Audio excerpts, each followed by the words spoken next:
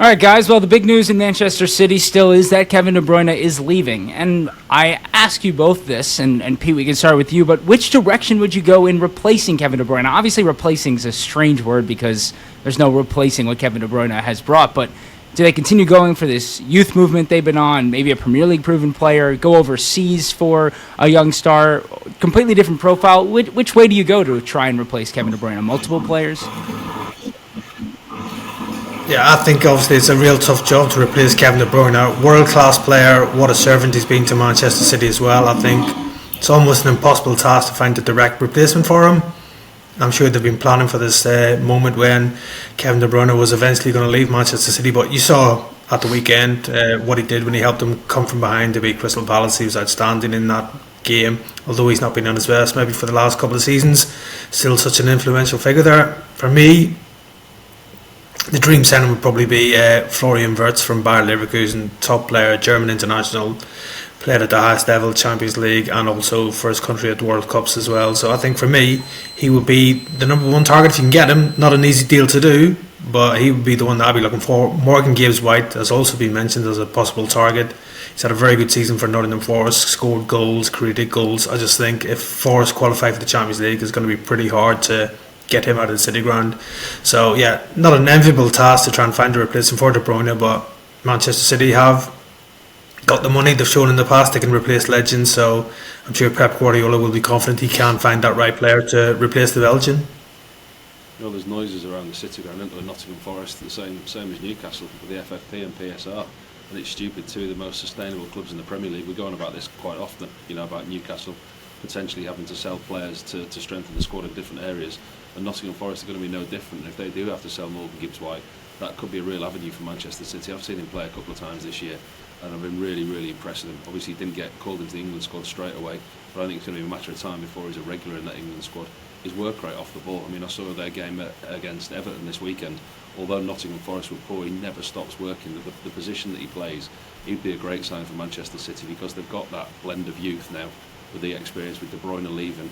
A player like Morgan Gibbs-White, he kind of brings that all together, and the work rate, what he gives you in a team, it's infectious. And Manchester City sometimes don't have that, but the legwork that Morgan Gibbs-White does, I could see a player like him fitting straight in at Manchester City. And the opportunity with the FFP and PSR at Forest, listen, it's going to be a tough one to do, especially if Forest get Champions League, because they've got enough to compete in the Champions League with what they've got.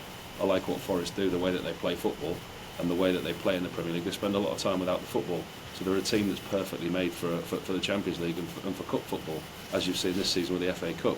If he can keep the nucleus of his squad together, that will be key. But if they are to strengthen and he does want other players in other areas, there might be an opportunity to nick Gibbs-White. And you mentioned him not being immediately in that England squad. There's no doubting that being at a club like Manchester City just puts you higher up on the list of potential players getting called up to the England squad. I know Nottingham Forest are also going to be Champions League, Paul, but could you see Morgan Gibbs-White forcing his way to Manchester City if this interest kind of continues to grow? Not necessarily forcing it, but I can see that move happening. Yeah, I can see it as a potential. Manchester City, if they're interested in the player, listen, there's no hiding it. Historically, you look at Nottingham Forest history, European Cups that they've won.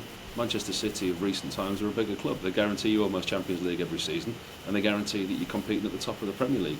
You look at what Nottingham Forest have done this year; it's nothing short of amazing. What the manager of the year potentially Nuno, and what they've done and the run that they've been on. Myself, I'll hold my hands up. I'd win a relegation fight at the start of the season. I think a lot of ex-players and pundits did as well. to be where they are now, if you get the opportunity for a player like Morgan Gibbs-White, you put Manchester City in the bracket of some of the best teams in Europe. And when a team like that comes knocking, they don't come knocking very often. So, if Manchester City are interested, it's certainly a head turner for the player without a doubt.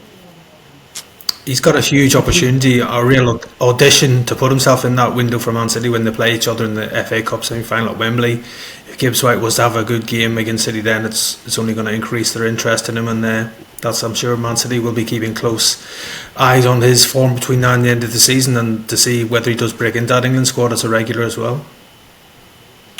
Yeah, and it feels like, Pete, that Man City are kind of keeping their eyes on players in the Premier League this transfer window coming up, with Destiny Udogie now being maybe one of their top options for a new left back. We know they've been looking for a new left back for some time now. You think they'll be able to pry him away from Tottenham? I mean, no offense here at all to Tottenham, but obviously where they are on the table and what they're challenging for, Udogie with so much talent might be looking for a new challenge. Yeah, if any player that Manchester City want, obviously it's very appealing to that player, just the chance to play Champions League football, like Paul says, the chance to work under Pep Guardiola. It's going to be flattering for any player. I don't think Spurs would be too willing to do business to sell Udogie right now. I think when he's fit, he is probably the first choice left back for Spurs. The problem this season for him has been injuries. Again, we don't know what's going to happen at Tottenham in the summer. Will there be a new manager there? We don't know if they're going to be playing European football either next season. So everything's pretty much up in the air at Tottenham right now due to those ongoing situations at the club. I don't think Spurs would be willing to let Udogie go. I still think they see him as a long-term part of their plans going forward. So I think Spurs will do everything in their power to keep Udogie, even if Manchester City do follow up their interest. I'm sure Spurs won't want to lose him to a Premier League rival. That's a deal at Tottenham that Manchester City should have to overpay for. You know, there's a player he's got a decent length left on his contract. He's been one of Tottenham's best players this season. I mean, it's not been hard in the squad and the performances that they've put in this year, but actually he's been a standout performer and one of the players that Tottenham would want to keep. You can see another overhaul coming at Tottenham with a new manager, a new set of players potentially, but actually Udogie's going to be one of the ones that the club are going to be reluctant to let go. And we all know that Daniel Levy drives a hard bargain, and whoever comes in, if it is for Udogie, they're going to have to overpay, and I don't think Manchester City will be willing to do that for a left back. Yeah, and Manchester City, Paul, other than left back, we know replacing Ederson is a potential opportunity this coming summer. Antalay Trubin is the newest goalkeeper to be linked for that spot. What are your thoughts on him as Man City's potential future number one? I mean, Benfica only signed him 23, 24, so beginning of last season. 23 years old, good goalkeeper, but you know he's played in Benfica, started at Shakhtar Donetsk, experienced international level as well, but I'd question whether he can do what Pep would want him to do. Listen, if Pep's going to be there, it's all hypothetical, isn't it? We don't know whether he's going to be there or not come the end of the season, come the end of the next season. He signed that contract, but we still don't know. He's a good goalkeeper. Benfica paid 10 million euros for him from Shakhtar. So he's not going to be one of the goalkeepers that comes in and immediately...